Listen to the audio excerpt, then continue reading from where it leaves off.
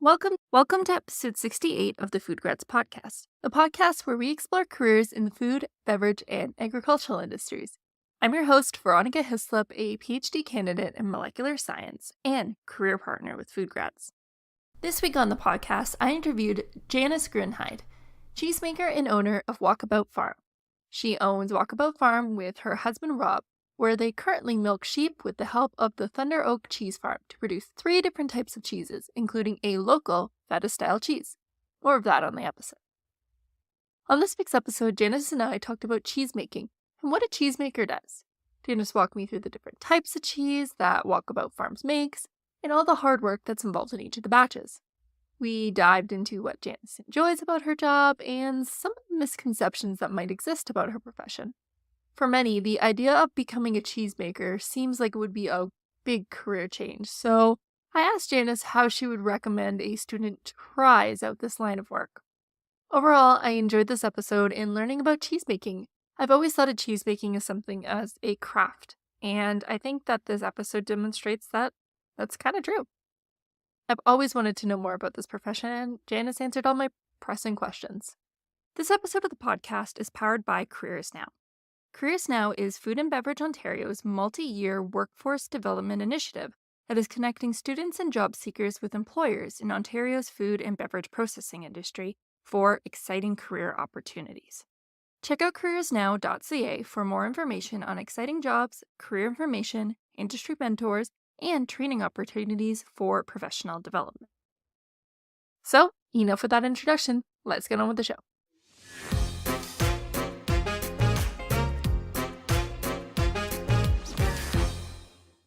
Well, thank you so much, Janice, for taking time to come on the show. We met at the Royal Agricultural Fair back in November, and I had the pleasure of listening to you when you had the presentation at the fair. And unfortunately, I guess, you were sharing the stage with 2 other people. And I was like, I need to get her on the podcast because I want the full time to just focus on Janice because she's saying some awesome stuff. So thank you for coming on the show. Well, thank you for having me. Well, my partner's very excited to have you on the show because I was telling him because he's like, let's start our own cheese making and brewery business. I know that's very much harder than it sounds, obviously, but I'm still very, very wowed with what you do. So I'm going to let you take it away. So let's just start by asking, what is Walkabout Farms and can you tell me about the cheeses that you create? For sure. So my husband and I started Walkabout Farm initially in 2011. We started just with initially sheep and we would bring in some pigs as well for pork and marketing that. And then after a few years, we were looking at ways to make our business a little more viable. We needed just other income streams to make it a little more profitable. And we had both grown up working with dairy cattle. I had shown dairy cattle. I had done some work on my friend's dairy farm. I would help with milking a lot there. And he grew up, his parents had a dairy farm when he was young. So it was kind of a natural step for us to look at milking sheep. And it was something that we could do with the existing flock of sheep that we had. So we did a lot of research, met with a lot of different people, kind of learned a little more about what exactly that would entail. And we were very lucky that there is a cheese manufacturer in Thunder Bay here with us that Rob worked for them for a while. And they allowed us to actually use their facility for the first couple of years when we started. So we learned a lot from working with them at Thunder Oak. And then in 2019, 2020, we started building our own commercial cheese plant, which in March of 2020, we got up and running. So then we were able to branch out and do a few more cheeses.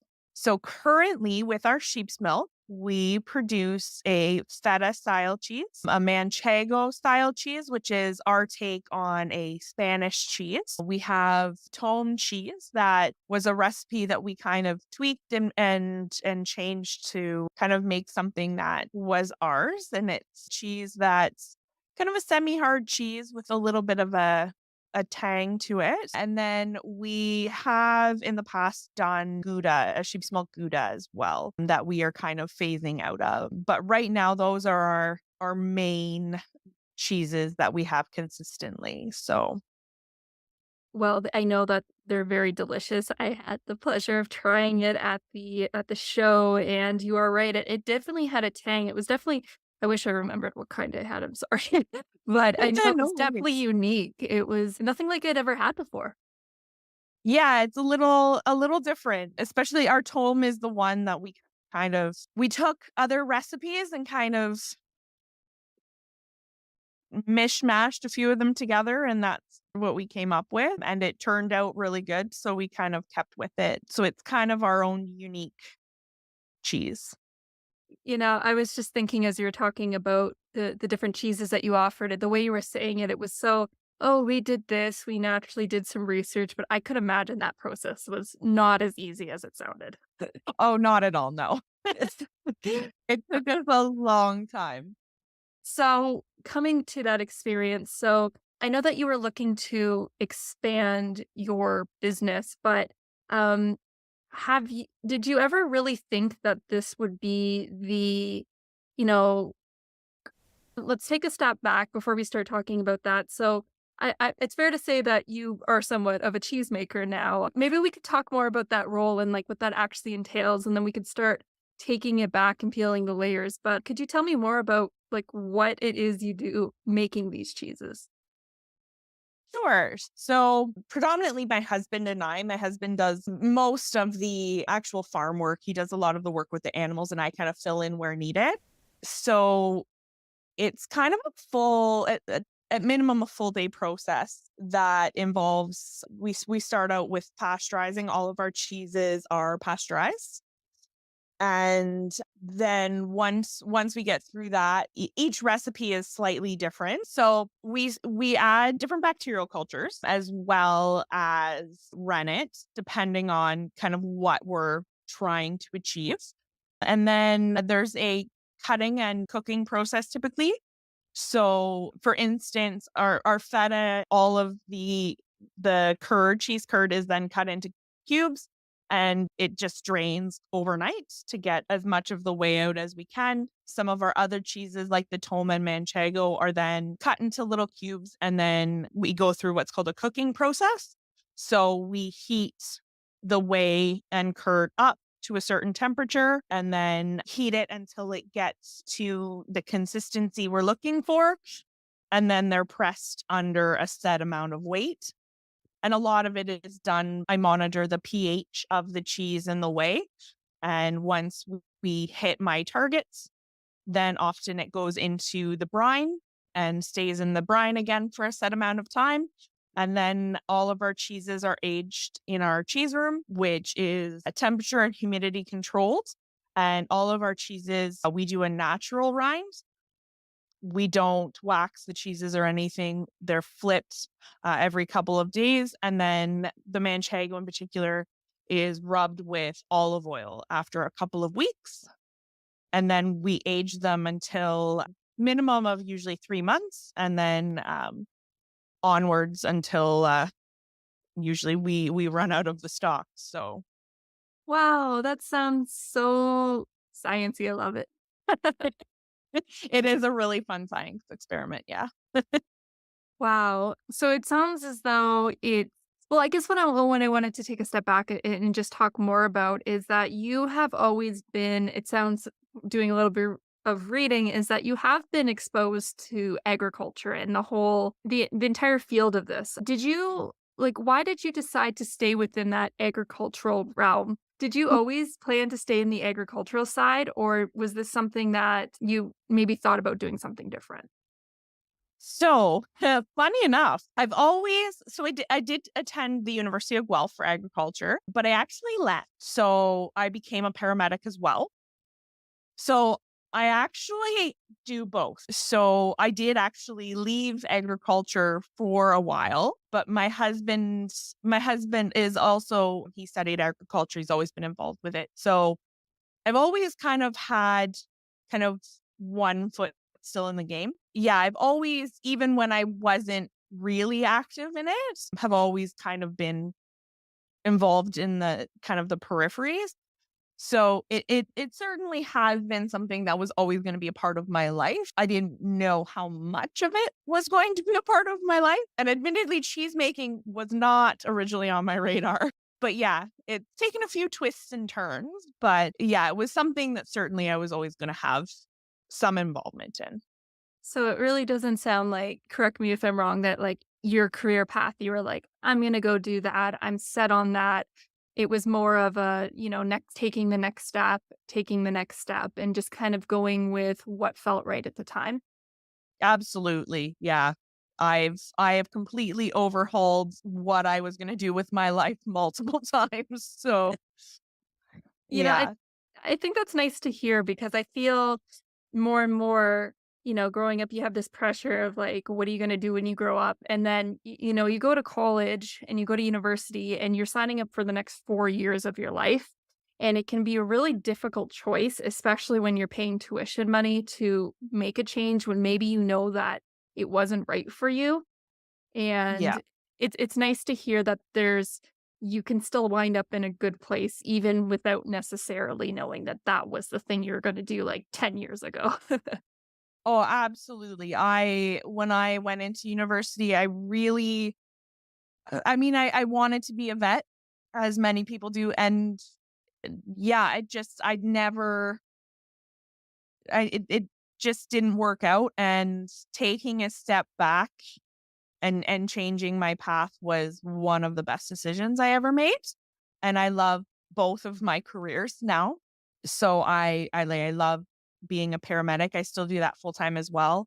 But I love my business. I love making cheese and working with my husband to kind of create that has been super rewarding. So yeah, my How path has never been straight. So how do you manage to do it all and have kids? that's a good question. A lot of support.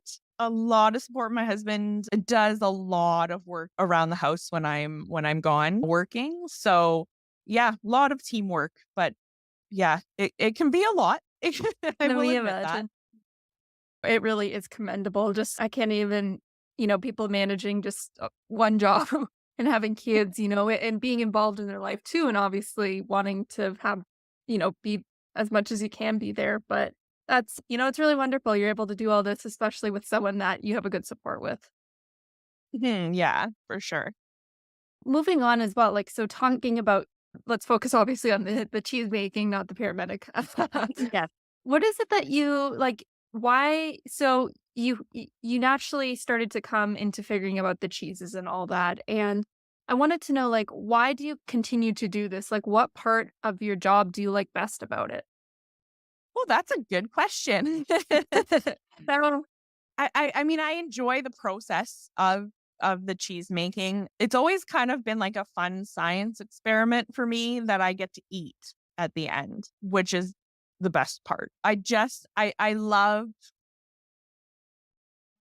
changing things and seeing what'll happen. I love doing like I will periodically take small batches of milk and make different cheeses that I just want to try. Like I did a cheddar recently that I'm anxiously waiting until it's ready.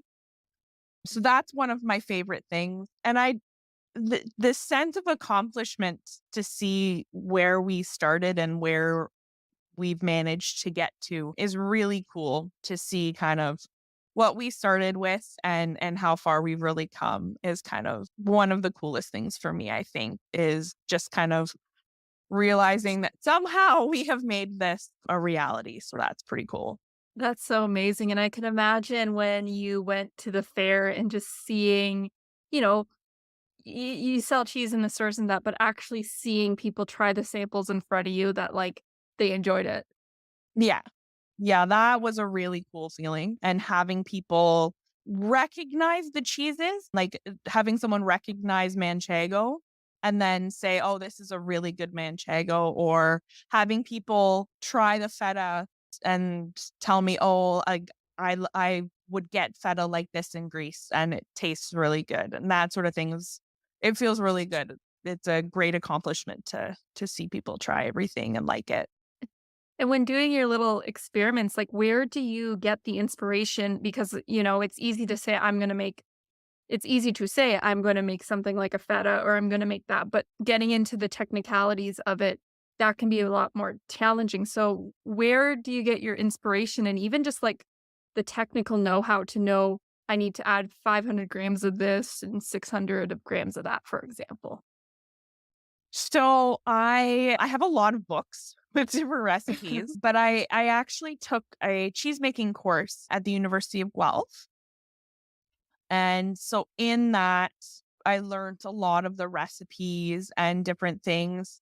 And then reading through the books, you kind of learn like what certain pH levels or what certain bacteria or things like that effects they can have. So sometimes I'm combining the process for two kind of similar cheeses, but they end up with there's different endings. So it's kind of I'm trying to tweak one certain thing and sometimes it works really well. Other times it doesn't at all.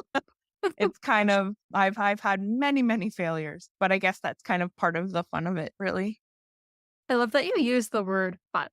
I think that's a really key word because I think it's easy to get caught up in it being a so-called failure, and not just allowing yourself to go, "Oh, this didn't work out." Like, do you ever get those senses of feeling like, "Oh, this was a failure," rather than then, "This is just a stepping stone to making a better quality cheese?"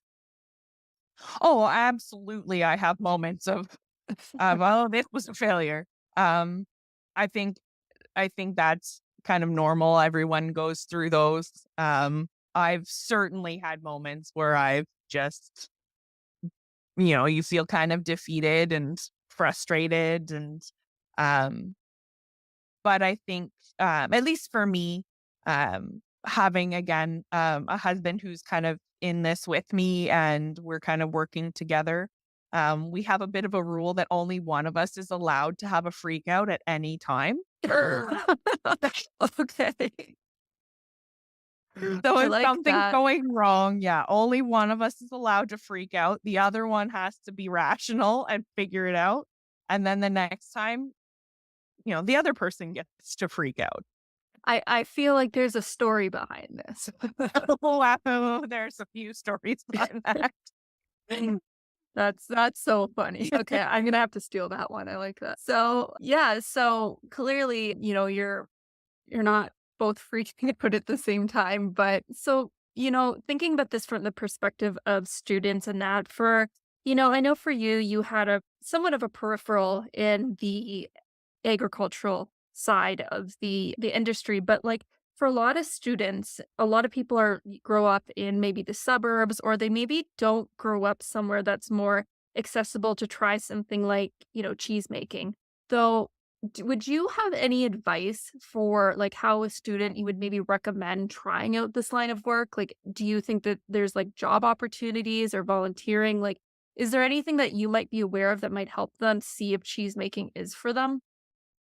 So, one option and the kind of cool thing about cheese making is, I mean, you can do it at home.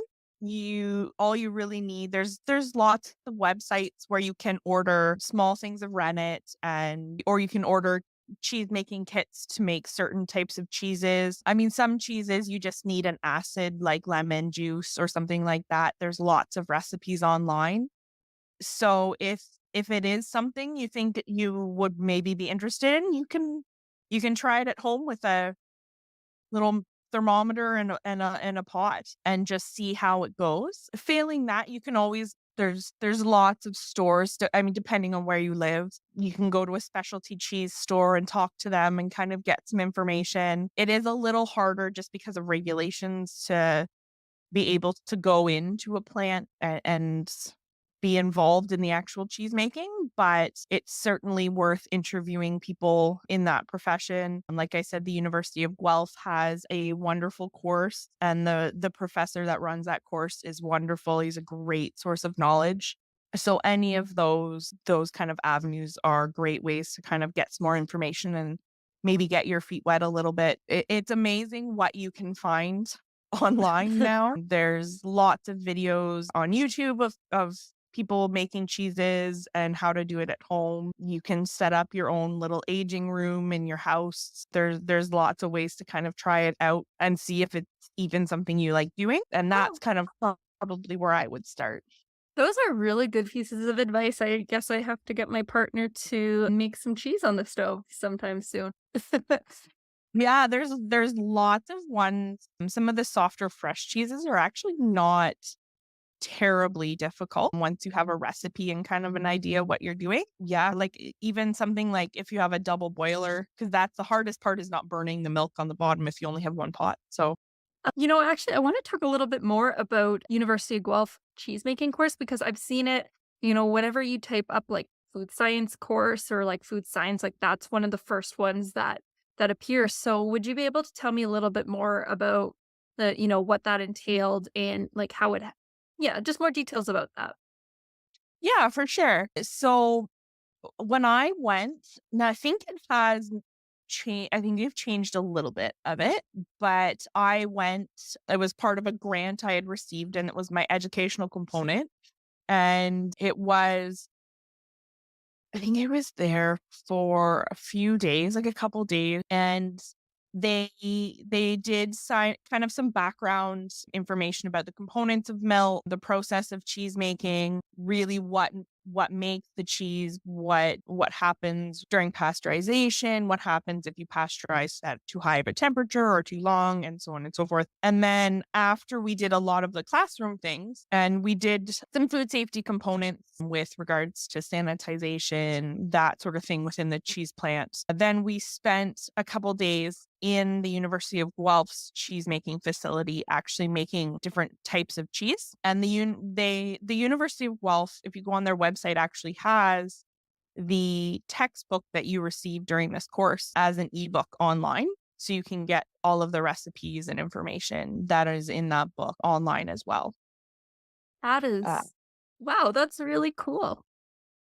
yeah, so that's one of the bigger sources of information that I use is that recipe book, and that's how I kind of take certain kind of overall types of cheese and then kind of change little things to kind of see what it'll do. Yeah, so that's one of my main sources. I'm guessing you have a very detailed notebook that you kind of keep track of everything, what's going right and what's going wrong. I do, yeah.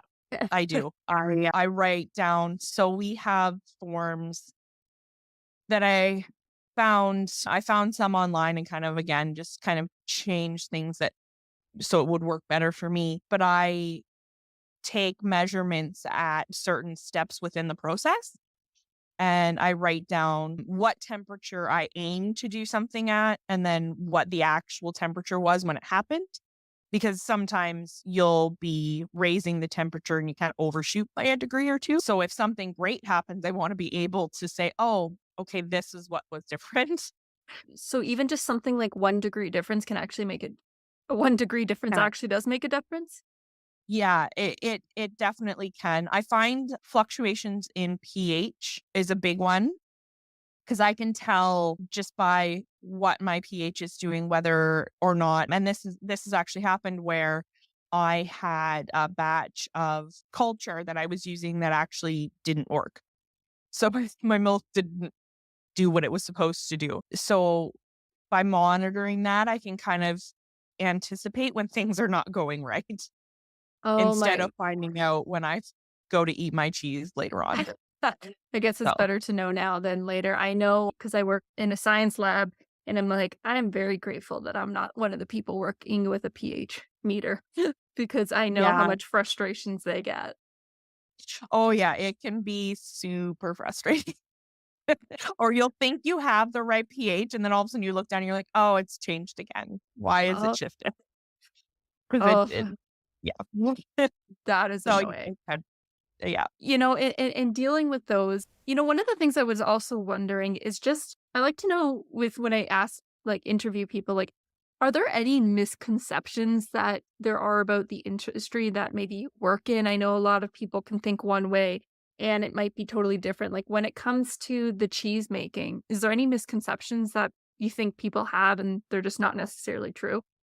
That's a really good question. I don't know necessarily if it's a misconception, but I don't think people always realize the amount of time that goes into making a really good cheese. It's definitely not something you start in the morning, you make it up, and then that product's ready to sell right away. It can take, months to years to get to the finished product. So, and there's so many factors that can change the outcome, from the temperature of the room to the amount of pressure that you have during pressing it or leaving it in too long in the brine, temperature in the aging room. There's so many factors that go into making that final product, that it's actually way more complicated than you would think. Really good point. I'm sorry, I'm just, like, thinking too about just what we take for granted when we go I buy some cheese from the store, I buy the same brand of cheese just because that's my go-to, and it's pretty consistently the same, and that's actually quite amazing when it's such a like you mentioned, a very high food. Yeah, and it's too, I think, and one of the things I've kind of realized as I make more and more cheese, that you get a lot of cheeses where, like with machines, where a lot of it's automated, a lot of it's much easier to consistently replicate. But one of the coolest things that I find, at least with our stuff, that sometimes not everything, you can't control everything. So sometimes, and don't get me wrong, the odd time things will go, th- they'll go bad. But sometimes that's when you find the best recipes, is you've messed something up, but in a good way.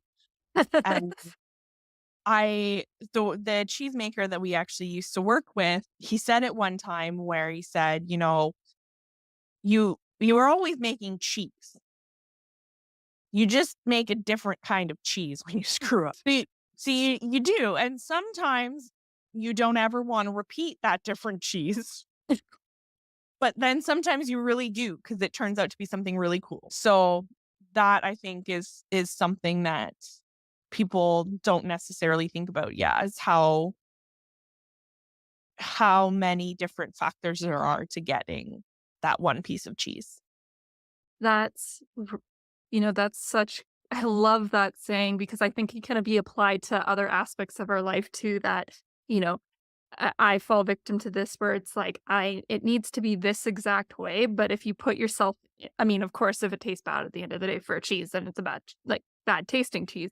But, you put yourself in this box and don't let yourself take a step back and say, "Oh, in hindsight, maybe that's actually a better way to go." Doesn't necessarily mean it's a bad thing now. Yeah, exactly. So again, it sounds like you've had some support through this journey as well. How is there a big cheesemaker community that you're a part of, or is it very, on your own? So we're just starting to kind of get into things. I didn't work out this year, but some of the stores that specialty cheese stores and stuff, were starting to meet more people and kind of get out of the what I'll call the Thunder Bay bubble. So we're just kind of getting into that. There is some dairy sheep organizations and stuff like that we're a part of, and we've met people, and we've done a few conferences and stuff. So we're just kind of, especially because we started during COVID, we're just starting to get those kind of opportunities. But we've been very lucky here to have another cheese processor that is really incredible and really willing to help us out. And really, I mean, we couldn't have gotten started the way we did without them. So we've been very lucky that way. That's amazing. Well, I hopefully one time can take a trek over to Thunder Bay. It's not exactly a hop, skip, and jump from me, but I'd love to Oh, one time explore the region and just, see what you're doing at the farm. wow, for sure. We're coming close to the end of our episode, and there were just a few more things that I wanted to ask you before I let you go.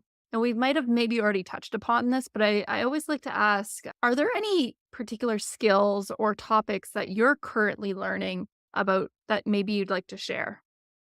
So right now, one of the things we're kind of working on learning, because I mean, there's always something, is ice cream making.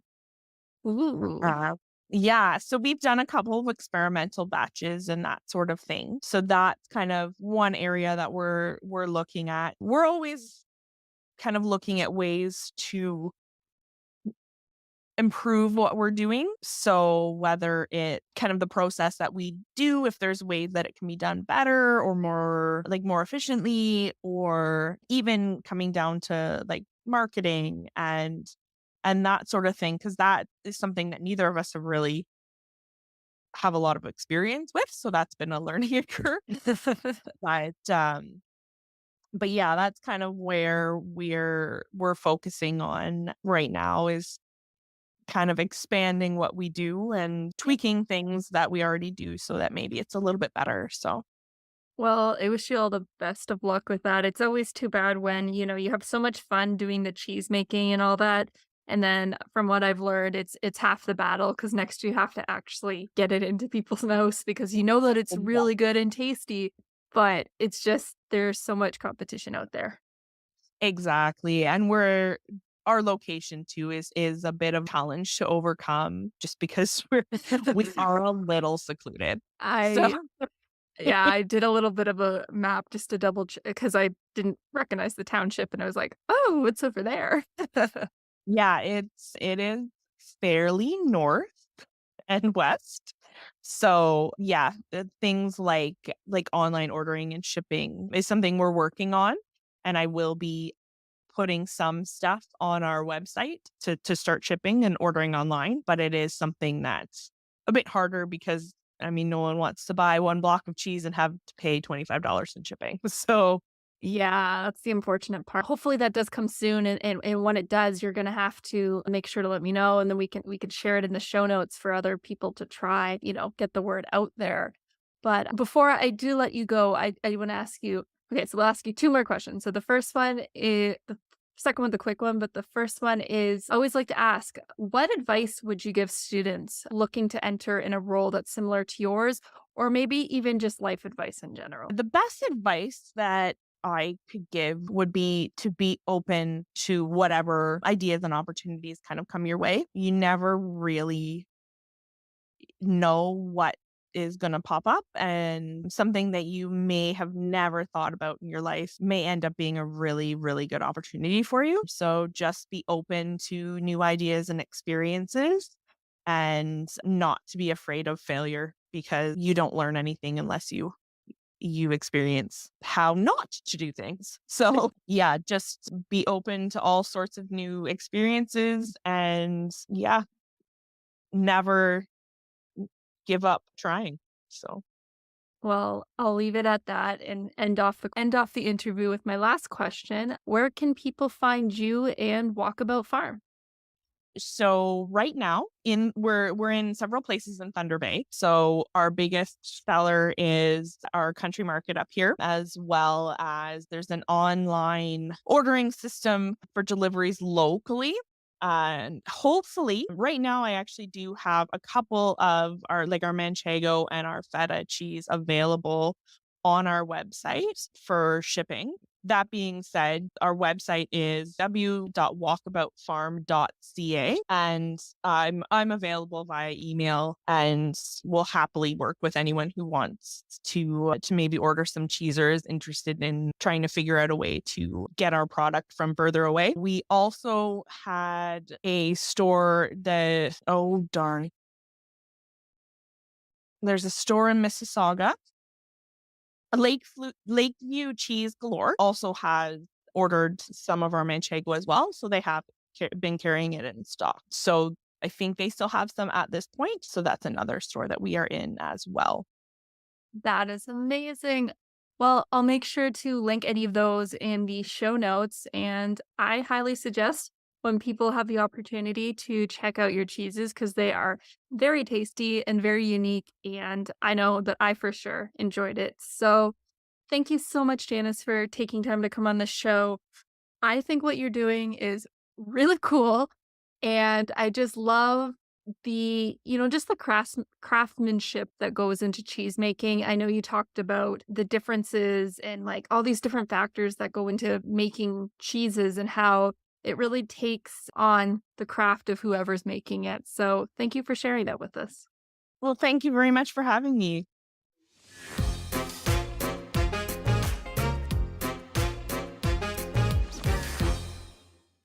That was episode 66 of the Food Grads podcast. All the notes to this podcast can be found by clicking on the Student and Grads tab on the Food Grads website. There you can find any notes to past or future episodes on our newly designed podcast page. Once again, thank you to our partner Careers Now for their continued support of this podcast, so we can continue to deliver great conversations like the one you just heard. If you enjoyed this episode, then please head over to wherever you listen to this podcast episode and rate it 5 stars. This helps us get the word out there about this podcast and share how great the industry is. Thank you everyone so much for listening. I know that you could be listening to anything else right now, but you chose us. So, again, thank you. It was fun talking with Janice and learning about what she does. I've always found cheesemaking to be one of those honest careers, a craft where you're able to work with your hands and the labor of your hard work becomes something delicious. Something akin to a brewmaker, a flavorist, or a chef. It really does take a combination of hard work, an eye for detail, an understanding of science, and just a good sense of flavor. Listening back to this episode while editing, I really got the sense of that's what Janice is like. I'm fortunate enough to actually tried her cheese, and it was unlike any other cheese that I've ever tried before. It felt unique, and it's just like you could taste the hard work that went into it. I think it's so wonderful how Janice has found a profession that she loves while still being close to her family. Well, that's it for this week's episode. Thank you everyone so much for listening, and I will see you next time.